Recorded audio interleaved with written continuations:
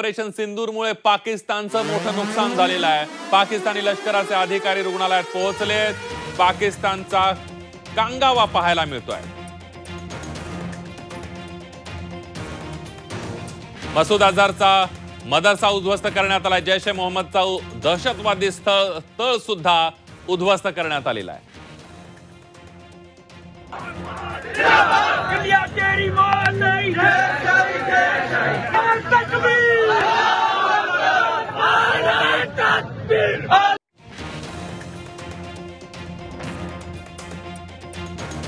आपण बघतोय ऑपरेशन सिंदूरमुळे पाकिस्तानचं मोठं नुकसान झालंय। पाकिस्तानी लष्कराचे अधिकारी रुग्णालयात पोहोचले आहेत।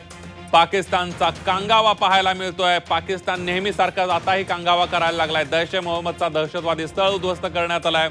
जैश ए मोहम्मदच्या तळावर हल्ला करत आपण बघतोय की दहशतवाद्यांचा खात्मा करण्यात आलाय। रुग्णालयांमध्ये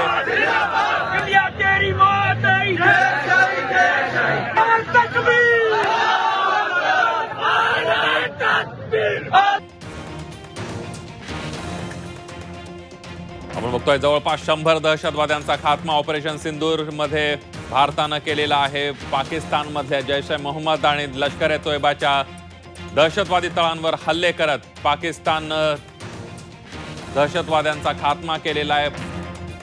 15 दिवसानंतर 15व्या दिवशी पहलगाम दहशतवादी हल्ल्याचा बदला घेण्यात आलेला आहे। पाकिस्तानला जशास तसं उत्तर द्यावं अशा प्रकारची भावना, पाकिस्तानला उत्तर देण्याची भावना संपूर्ण भारतीयांमध्ये होती आणि तीच भावना भारतीय लष्करानं पूर्ण केलेली आहे।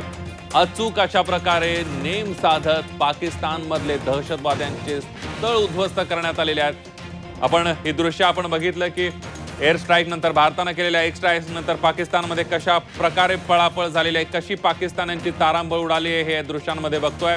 पण भारतानं कोणत्याही सिव्हिलियन्सना टार्गेट न करता, लष्करावर हल्ला न करता दहशतवाद्यांचे अचूक तळ उद्ध्वस्त केलेले आहेत आणि भारताच्या या ऑपरेशन सिंदूरला सुद्धा जगभरातून पाठिंबा मिळताना पाहायला मिळतोय।